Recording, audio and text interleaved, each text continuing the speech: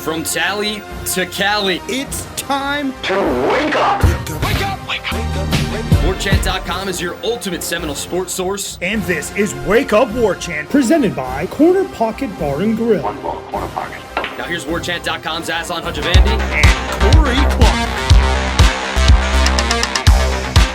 Wake up! What is up, everybody? It is Wake Up Warchant, presented by Corner Pocket Bar and Grill, Tallahassee, Florida. Coming up on today's show, Wednesdays with Tom. Doesn't have the same ring to it, but it's going to have the same amount of juice and beef on the bone for all y'all, so buckle on up. Warchant.com, your ultimate Seminoles sports source. Thank you so much to the over 9,000 of you who have signed up for access to Warchant.com for an entire year for a measly $1 American dollar. You guys are awesome. 9,000 people are pretty stoked. You should be too. Get on. Get aboard. It's only $1. Go to Warchant.com. Right on the front page. $1. The banner. It's green. It's garnet and gold, the whole site. You see a green banner. Boom. $1. Join us. It's going to be awesome. Corner Pocket Bar and Grill, the presenting sponsor of Wake Up Warchant. Their daily lunch specials start at 11 a.m., run to 3 p.m. for only $8.99. On Wednesdays, we have pressed ham and Swiss. Corey gives that a thumbs up. Much like everything at the Corner Pocket Bar and Grill, right, Corey? I do, man. It's basically a Cuban. It's just not. It doesn't have the pork loin or something that a Cuban that makes a Cuban, but it's just like a Cuban. Other than that, really good, man. Trust me, I've had just about everything, including the frog legs, and it's all good. It's all on point at the Corner Pocket. And by the way, I think you buried the lead a little bit, and also you have a good chance of seeing me there occasionally. Which is, I mean, why wouldn't you be there? I think you buried the lead a little bit, Aslan, that we are the number one site on the entire network in subscriber base. And we've been on the network for 3 weeks. That's obviously it's a testament to how great we are, but it's also a testament to our great fans and the Florida State fans in general that are so hungry for content that they made us the number one site out of all the college sites on On3 in a matter of 3 weeks. We haven't even played a game yet, and we've already passed Michigan. That's right. We will be live later on this evening at 6 p.m., Corey and I, for a live edition of Wake Up Warchant, which is presented by Corner Pocket Bar and Grill, as well as our good friends at DeLuna Coffee. Jeff Cameron show 1 to 3 o'clock. I think I might have conned us. Really not conned us. I might have hosed us, Corey, into doing the Warchant Report, you, myself, and Tom, but we'll see if that goes down. But on game day, Saturday, 2 o'clock, Hotel Indigo, it starts the pregame show, part of the Warchant game day presented by Zaxby's. Man, wall-to-wall coverage. Again, pregame show from Hotel Indigo. Come visit, hang out, but you can also hang out on the happy hour Friday at the Corner Pocket Bar and Grill with Corey, Jeff, and a whole bunch of the gang. The watch-along starts at 5 o'clock. That's when the game starts, obviously. So Dominic Robinson and myself, first half, and then Tom Lang and Dominic Robinson taking you home. And then the postgame show goes off about 10 to 15 minutes after the game. That will be with Gene Williams, the founder and administrator of Warchant.com. Big brand. A monster is how Shannon Terry, the Don of all these websites, called this website that Gene has created. He and Tom Lang will take you folks home after the big dub on Saturday for the Noles. Have you figured out what time the happy hour thing is yet, Corey, on Friday? Do we know? We'll say 5, and if you get there early, you get there early. Okay. Maybe 5:30, maybe somewhere around 5:15. Maybe we'll meet in the middle and do 5:15 to 6:15. But it will be in the 5 to 5:30 window is when it starts, and then it'll be, probably an hour, close to an hour. We'll be sitting there taking questions, drinking our libations, and getting ready for the big game on Saturday. There we go. All right, man, it's game week. We only did 3.5 minutes this time of promotion before we actually got to the show, everybody. So #progress. There's a lot to promote. There is, man. It's football season. All right, Corey, So you were watching practice a little bit more than I was. I had to go and put up the footage from practice that we're able to film, which is only practice periods 1 and 2. A lot of offensive line stuff. They weren't all that crisp, but hey, it's just 2 periods. You were watching the offense, and you finally finally hit a breaking point when it comes to talking about one player, where it's like, man, I'm just not going to do it this way anymore. I'm just going to go all in. So, I mean, who was it? What's your hot take? Yeah, I'm not qualifying anymore. At least these 3 weeks, Johnny Wilson's been the best player, maybe on the team, but certainly on the offense. He's just been close to dominant when he gets chances. He's just been close to dominant. He had a play. He had 2 plays in 11 on 11. Now again, they're not hitting. Understand that it's a Tuesday practice. They're not bringing people to the ground, although occasionally that happens. They're not being tackled. But he caught about a 15, 16 contested yard catch. middle of the field, contested catch. And then another play where basically it's an arm punt to the middle of the field where there is a corner and a safety right there. Not a great throw, but you know what? Sometimes you don't need to make great throws. My man goes up and snatches it over two guys and probably would have scored. They blew the whistle dead. They blew the play dead with the whistle, but it's about a 40, 45-yard catch that he just goes up over two guys, the safety in the corner, and makes the play. And then it's not one-on-one drills. They do 11 on 11 from the 5-ish yard line. And, I think Amarian Cooper's a pretty darn good cornerback. He runs a little slant. And again, I'm not giving away secrets, folks. They are going to throw the ball. They are going to throw the ball to Johnny Wilson in the end zone. He beats Amari. You can't even say he beat him. He just gets in front of him. Jordan Travis puts it in a spot where it's, I would guess 9 feet in the air. And Johnny Wilson just goes in high points. It's a touchdown. And then they go have their water break. He is that guy. He was getting, and he made some great catches in one-on-one. And what I thought was awesome about Tuesday was he almost went exclusively against Azareye'h Thomas. And he mossed Azareye'h Thomas on the first play. Down the sideline, 30 yards, kind of a back shoulder. He stops, jumps up, makes the catch. Man, the next 2 times, and you saw a couple of them, didn't you, Aslan? Oh, yeah. I saw 2 Azareye'h Thomas fights back and rips the ball away and gets a pass breakup. Man, that's awesome to see. And then Johnny Wilson, did a Johnny Wilson thing on their last rep and won that battle. But they went 2-2 against each other. But the catches he makes, the target he provides, where you don't have to be perfect, you don't have to drop it into this tiny raindrop-sized bucket. It can be a big old bucket for those quarterbacks. Man, it's such a luxury, and I'm not qualifying it anymore. He has been and probably will be the best receiver on this football team, and he might be one of the best in the conference if he stays healthy. He's going to have some ups and downs. He's going to drop some passes. So did KB. So did Rashad. Rashad dropped a pass in the national championship game that would have converted a 3rd down. These things happen. But Johnny Wilson is unlike almost anybody else has in the country, man. He is just an absolute weapon. I'm through couching it. I'm through qualifying it. That guy is going to be a big-time player for them this year. And it was just, again, the way he played on Tuesday just hammered the point home. I don't want to get aggregated. I don't want to be the guy that, calls quarterbacks Mahomesian and things like that. But it kind of like I did. Yeah. What it kind of reminds me of, I like how you said, he beat Duke Cooper. Well, he didn't really beat Duke Cooper. He just got by him. It's almost like Rob Gronkowski, in which you see him running down the field. You're like, how is he so open? He doesn't look all that fast or quick or anything all that polished or refined about his game, but for some reason, he just runs open down the middle of the field constantly. And that's kind of the point we've reached here with Johnny Wilson, where, Azareye'h Thomas and him had a really good back and forth that I saw Azareye'h get the best of, but that was afterwards where Corey saw Johnny kind of go on a tear there. So, he's going to see guys that'll probably be able to match, maybe have that same sort of physicality to hang in his radius and go up and compete. But, man, he figures out a way to maneuver his body to get open constantly, all the time. So, maybe I'm not all the way there with you, but then, Ira was, because I was in a bad mood on Tuesday morning. Ira was like, Aslan, if you're going to fade Johnny Wilson this season, it's going to be a long year for you. I'm like, no, he's good. I'm there. But when you see a true freshman hanging there, like, all right, I'm not going to give him the Blitnikoff yet, but he could be the surprise player of the entire season. And then in college football, man, if a guy that's 6'7" can play the way he's played here the last 3 weeks, no reason to think he's not going to catch 50 passes for close to $1,000. And people in Tempe are going to be like, what the flip? How do we lose this guy? I know that will be incredible if he does something close to that. And I would not be surprised by those kind of numbers at all. I wouldn't be surprised by 12 touchdowns. I just wouldn't. This guy is a difference maker. He's a weapon. He has proven it now for the whole camp. He has proven it. Now, there's one thing left, and I'm not saying that he has to go do it on Saturday against Duquesne, but something that Ira and I were talking about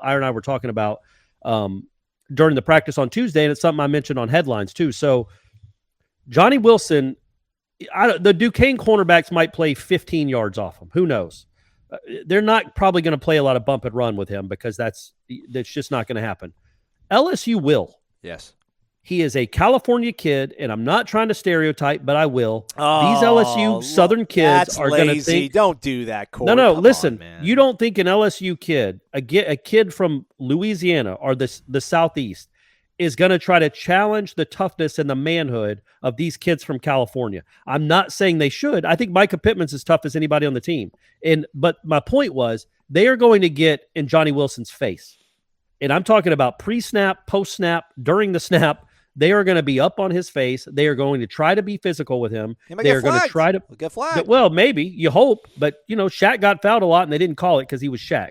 So, but they are going to get up on his face, and they're going to try to bully him and push him around. The difference is, man, it is hard to bully a kid with that frame. He's 6'7", 225. I don't know. He is a big dude. And I just want to see that what I compared it to, and I'm not making the comparison that our man Dominic Robinson did on Sunday, but Kelvin Benjamin, the first quarter and a half in that 2013 Florida game, just got bullied. He didn't look like, he dropped a couple passes. He wouldn't get off the line of scrimmage. They were being very physical with him, and he didn't respond until he did respond. And then he treated them like they were his grandchildren. Like he treated them like little tiny children. And you wonder. That's the one question I have left about Johnny Wilson. And it's not that I question it as much, like I don't think he has it. There's just no way to know until you see it live and in person against a team like LSU. What kind of mindset does he have when they get up in his face and they try to be physical with him? Is he going to be like a Hulk and throw him out of the way and go make plays? Or is he going to shrink a little bit? And that's the one question I have about him still. Everything else, the route running, the hands are fine. They're not exceptional, but they're fine. His body size is exceptional. His speed is plenty good for the size that he is, and he just goes and makes tough catches. So he's a competitor, and you just wonder, okay, in the moment, in the Superdome, with millions of people watching, as the guy that's been talked about all camp, how does he handle that? That's the only thing I have left that's the only box I have left to tick off with him. And if he can do that, if he can have a big game against LSU, if he can be physical with those guys, he's going to be one of the best receivers in the conference.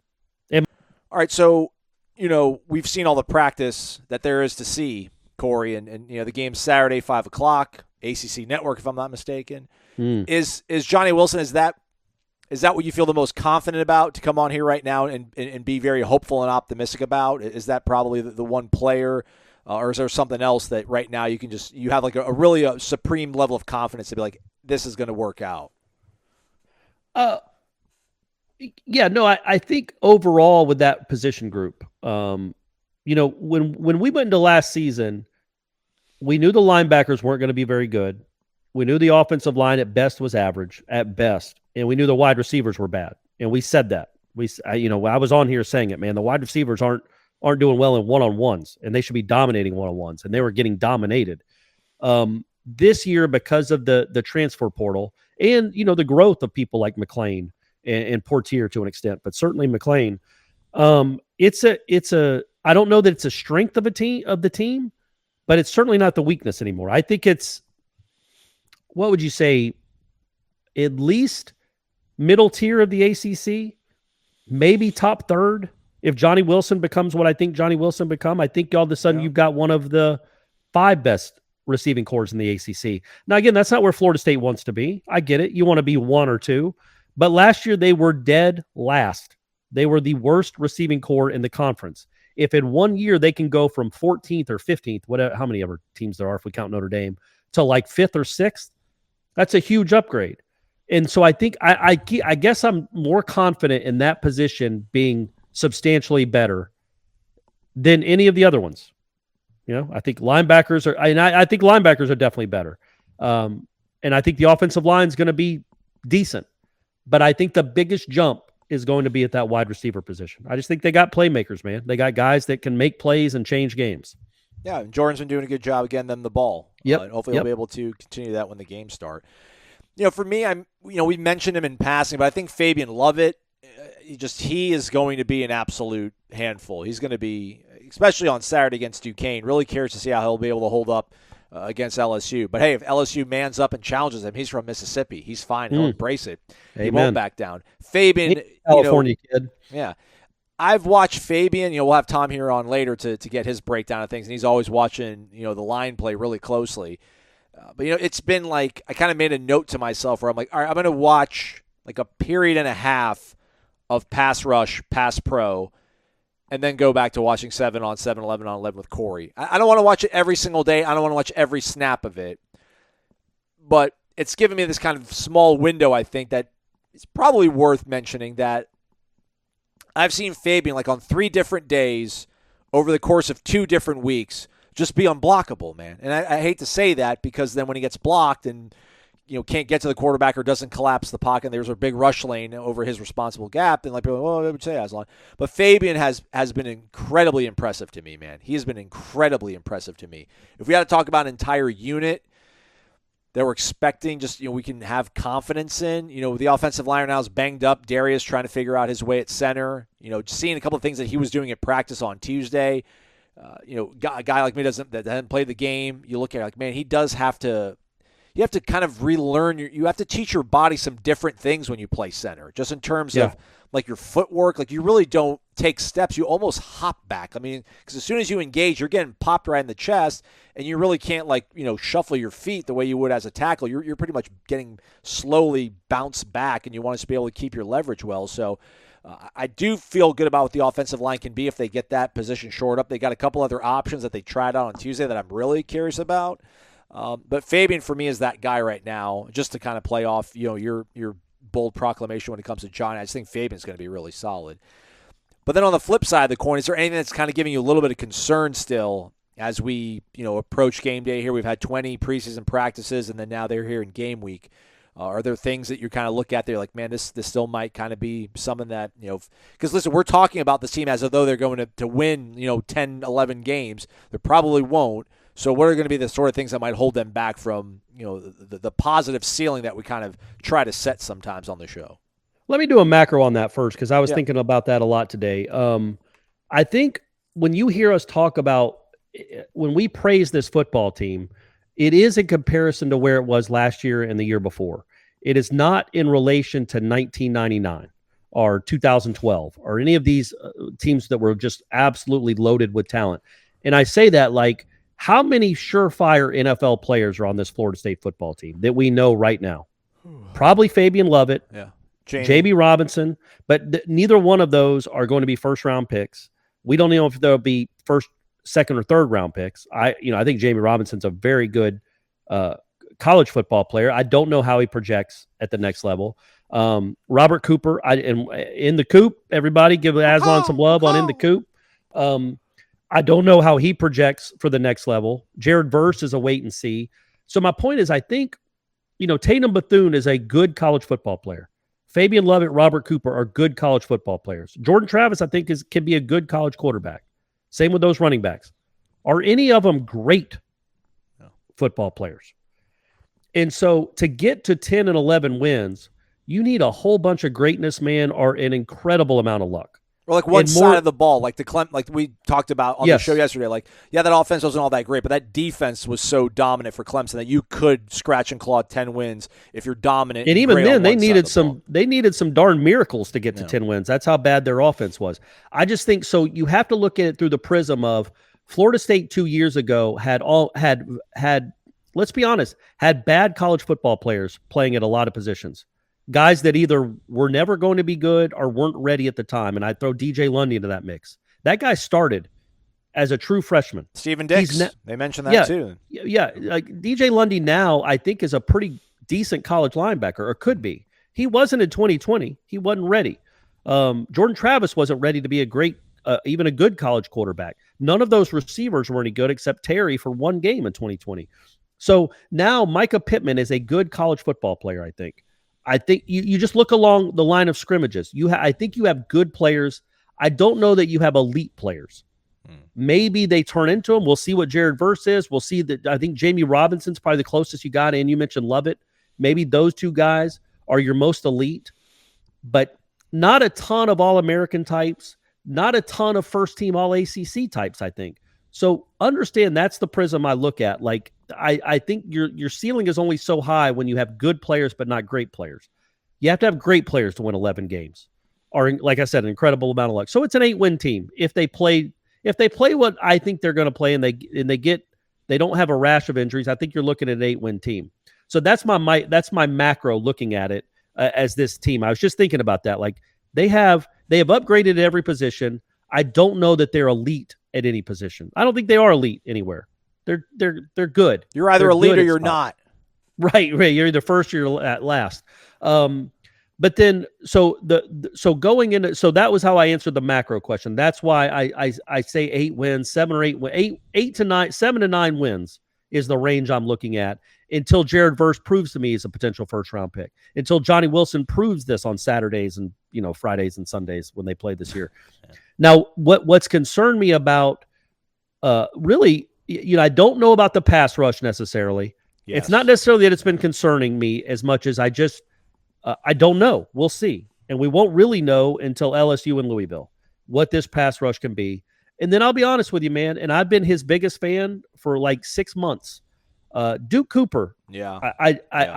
I'm a little bit concerned with what I've seen from him, and maybe he's a gamer. He's Allen Iverson. He is too many up and down days. Too many up and down days. Yes, and he didn't have those in the spring. Yep. And he was great the last 3 or 4 games of the regular season. And so I just wonder what exactly maybe is going on there, because he hasn't looked. I went into this, especially after the first 5 days of fall camp.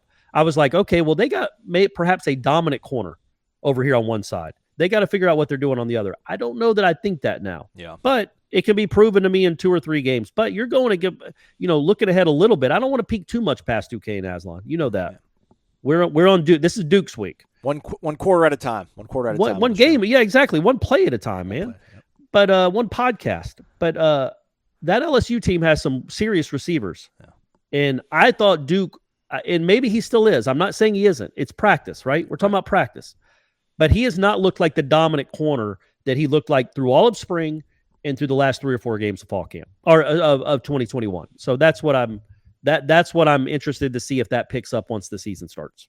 Yeah, I mean, I quite literally could not agree more with that. That's been the kind of the bugaboo for me here, like the last 2 weeks is just, again, like Duke was just so steady and consistent all spring, and that's what I talked about it. We talk about, we always mention a guy flashed in practice. All right, cool, man. Like, I don't need you to flash. I just need you to be steady the entire time. I need to be able to count on you and rely on you.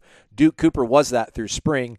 Now we're seeing a little bit of some up and down moments, just too often for me. You're going to have a bad period, but like when you have a bad period every day or 3 days out of a week, then it starts to become a little bit concerning. Now, some of that is maybe Johnny Wilson really is good, so I kind of will qualify. It's not just 14 beating them, though. Okay. Like 14, you throw your hands up. Like, what could you do? Right. I mean, if Jordan Travis is going to throw it 9 feet in the air, what can you do? Or 9.5, 10 feet in the air? It's probably 10 feet.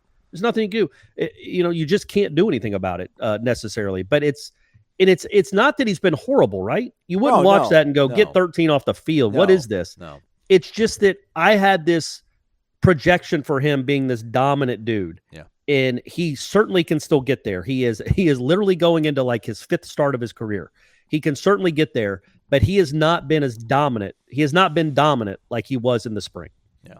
And then, like, to see a true freshman like Azareye'h Thomas again, like, hang with Johnny Wilson. I'm like, all right, well, if Duke can't, Duke's getting in trouble here. We got a true freshman that's kind of hanging tight, but maybe it's just the way they match up. And then the pass rush again. By the way, it's probably not a typical true freshman though. No, it's true. I love him, man. Like, yeah. I mean, trust me, we're all in. Corey and I, we've bought all the stock possible. We've hit our maximums without the SEC coming sniffing around. And then, pass rush for me too. We're going to get Tom on here in a minute. I'll just wrap this thought up here, and then we'll get him on the program.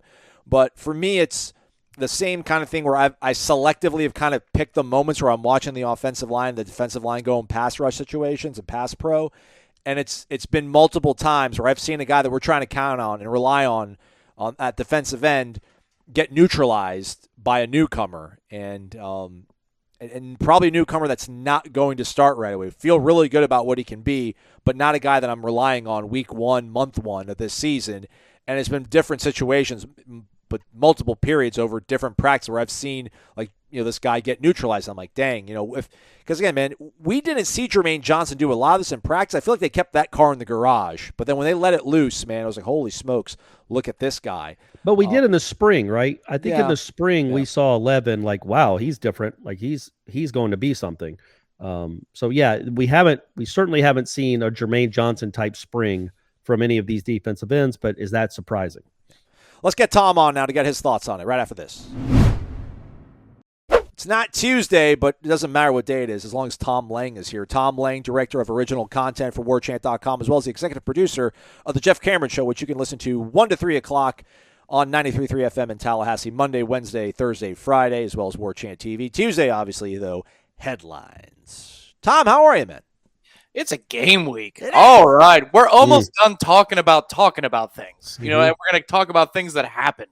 So I look forward to next week even more, but it's tangible. There was a little bit of energy on the practice fields on a Tuesday this week. Looking forward to seeing what things transpire on the field on Saturday evening. All right. I think we might have we're kind of letting Dominic Robinson be our shield, our human shield, and we're following him into battle right now. But you were there live on the Sunday Smash when he made some really kind of effusive praise for one Johnny Wilson. Corey and I talked about it a week ago. I think you might have even been on the show with us. Like, what point do we get where we keep seeing Johnny Wilson do things in practice that we're not going to be like cautiously optimistic about him? Corey's reached that point now where he's no longer qualifying. He just believes that he might be the best player they have on offense. Where are you at right now with Johnny Wilson after 20 preseason practices and a game week? I think he's in a place where he's consistent, which is nice. Coming out of spring, I thought this kid, when he runs hot, he could be a really good player, but I haven't seen that consistently. His floors come up. He had a couple of bad days in the first week to week and a half of practice where, we saw some of the problems that we saw in spring. Since then, he's been rock solid. I don't know, though, that I want to call him the number one receiving threat yet, just because I do want to see what Power 5 secondaries look like against Johnny. Sometimes we get caught up in something I've termed the fog of camp, where it's like we think we know what's going on, but since they're playing each other every day, sometimes it gives you a false sense of what's actually transpiring. I believe that Johnny is now rock solid, squarely the second best receiver on the team. Might be better. I'm just a little bit more conservative before I throw out things like, if you like Kelvin Benjamin, you're going to love this guy. Look, D-Rob's worked with him on I've seen him in summer workouts, so I'm not discrediting that. All I'm saying is what KB did for that 6 to 8 game stretch in 2013 is something that I will revere until I see somebody else do it. I would say that we think that he's going to be better than 2012 KB. Oh, yes.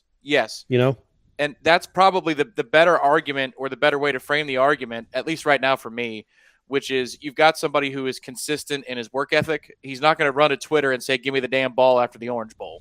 Hopefully Florida State makes the Orange Bowl this year, but you take my point. After a bowl game, he doesn't strike me as that type of guy. He looks like somebody who is committed to the long haul and likes the sport of football. I don't know that those things were true for KB. I would say, too, if I had a counter to what you said, and I agree with most of it, because he hasn't done it against some Power 5 defenses, but he does it against this Power 5 defense. Yeah. And we don't think that Florida State has a bad secondary. Right. So that would be like he is doing it against real corners. He's not even like bad Florida State defenses from a couple years ago. Like this could be a decent Florida State defense, and they have a real hard time stopping him. Yeah, no, I agree.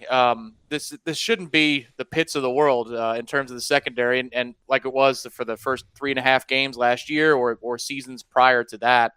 It's just I feel like we've gone from I hope Johnny Wilson's consistent to, man, he's a better version of KB really fast. I would like to live in the middle and enjoy the ride, because just on a personal level, I don't want to feel disappointed if he only has 8 touchdowns this year instead of 15 touchdowns this year. Right. 8 touchdowns would be pretty good. So, and he's still quite young as well.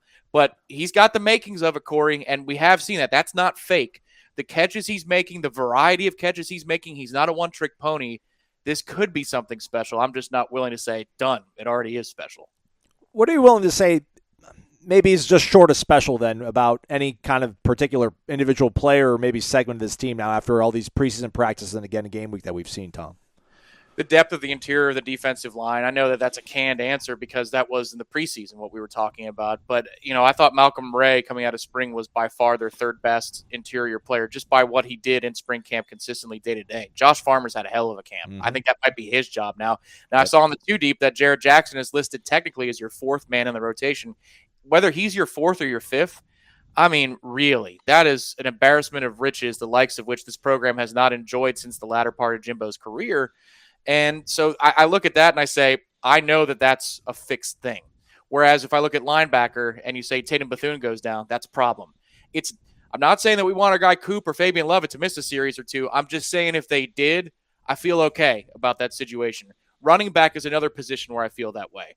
If you have to miss Trayshawn Ward for a quarter because he's getting his ankle taped up, you're going to be all right. They don't have a ton like that. Receiver is emerging now to a place where it hasn't been. But if you're talking special and groups of segment groups that can take that next step, it's defensive interior that we know, and I think running back might be another one of those groups. Fabian Lovett, probably part of that answer, man. But he's a guy, I was talking to Corey earlier in the show that I've picked and chose kind of my spots when to watch the line work, and you've obviously focused on it very heavily. And some real great observations that our members can check out for only $1 on warchant.com, everybody. Man, I said blockable. I almost want to walk it back. I can edit it if I want to. I can go back and remove it. Man, sure. He's something. He's a bit of a terror right now, it seems like, and that could be some of that. We had a good feeling about Fabian, but maybe a little even better than we expected.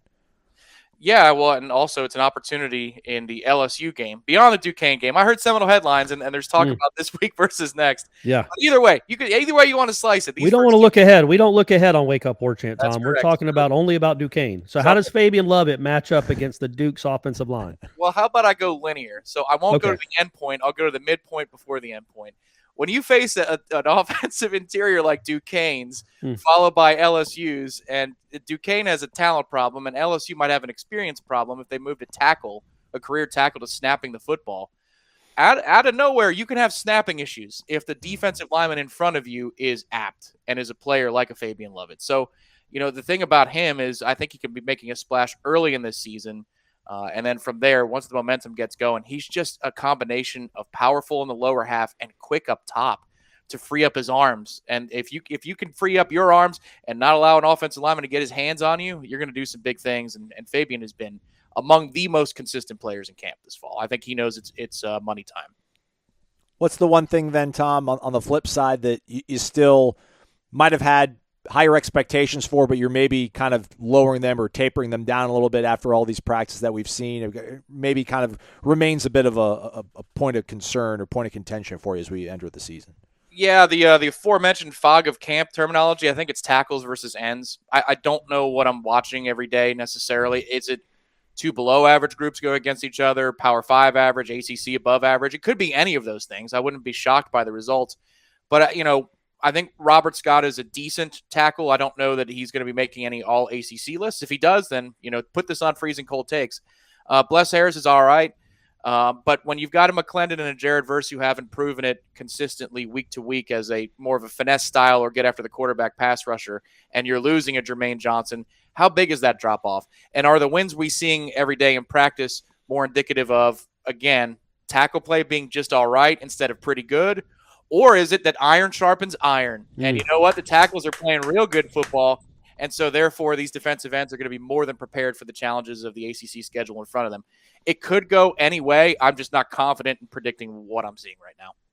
I like that we had no meeting about this whatsoever, and we all pretty much hit on the same things that we feel good about: receivers, and the things that we still have a little bit of question marks on, and that might be obviously pass rush. Corey and I a little bit about maybe Duke Cooper's play here of late, but we feel good about the secondary on the whole. We like Akeem Dent, we like Jamie, and Azaria obviously is doing great. So there you go, a bunch of smart guys, great minds thinking alike. So be sure to also check out another great mind, Jeff Cameron, the Jeff Cameron Show, 1 to 3 o'clock. That's coming up later on today.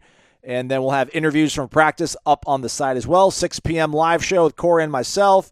And then Warchant Game Day again. What you guys are doing? What are we doing? 3-hour pregame show this week, Tom? Overachievers? 2 hours. So it's 3 hours before the game. So it'll start at 2 o'clock. Hotel Indigo. I believe it's 826 West Gaines. I should know. I just put the graphic together. But it's on Gaines Street. Hotel Indigo. 2 o'clock to 4 o'clock, and we'll be hanging out before then, too. I'll be doing sound check around noon. So if you got any overachievers, get up there. 7th floor, wrap around off the elevator to the right, and you'll find us out there on the deck. It'll be a good day. And then Don't Friday at the not Corner go. Pocket. Sorry, Indigo. Sorry, you messed Sorry, my Corey. pun up, man. Sorry, I had a Corey. great pun and you screwed it up. Sorry, it's all right, Aslan. And there is Corner Pocket, of course, the title sponsor of this year podcast. We'll be out there on Friday for the happy hour, and I work the switchboard for that, so I get to have the front row seat to go see Corey and Jeff enjoy themselves, and we'll get some Wheel of Topics going again this year. It'll be a fun show. Yeah, Tom, I was asking. I know this is for air. I don't care. It's a production meeting. Did we do it 5 to 6 last year or 5:30 to 6:30? I thought we went back and forth. It was 5 to 6. Maybe one week we did 5:30 to 6:30, but it was mostly 5 to 6. How about 5:15 to 6:15? Oh, man. If you got to negotiate with the other talent and the bar, we could do that. All right. I'm not in a rush to leave. Some Yeah, people right. are. Exactly. Yeah. Not me. You know I'm not. You know I'm not either. Yeah. I need my Friday nights, especially now that there's not a pregame show at 9 in the morning the next day. I might stay for a third round. There You we never go. know. T Lang. All right. T Lizzie. Aslan won't be there. He never wants to be around people. I'll show up on easy. I'll show up on a Friday. Tuesday I game with my guys. I can't make it for trivia on Tuesday. It's game night with the gentlemen, man. It's my only All right. socialization Understood. I have with my Understood. friends. So. Play. What do you play? Halo, yeah, an Xbox, yeah. You're kidding me. Which one? The new one, Infinite or whatever. Yeah. Dude, I play that. All right. Oh, I need your gamer tag. Yeah, for sure. We'll nerd out later on. Nerd alert. Also, a cool curveball. The over-unders are coming back. We'll put the over-unders up on Friday on the website. Go ahead. It's only for the members. You got to be on warchant.com. You have to go on the Tribal Council. We'll put the over-unders. Gene and our friends in Vegas will set the over-under lines for that game. And then the top prize winner will actually get, I think, maybe $25. We're trying to even maybe have $50 of a Garnet and Gold e-coupon. So you can use that to buy a sleeve of a Nike Polo in this day and age with like $50 with how much those things cost. But our friends at Garnet and Gold are awesome. So that's also coming up on the website for Game Week. I'm going to let everybody go. We got stuff to do. Shows, observations, videos, everything. For Tom and Corey, I'm Aslan. Thank you for listening to Wake Up Warchant, presented by Corner Pocket Bar and Grill.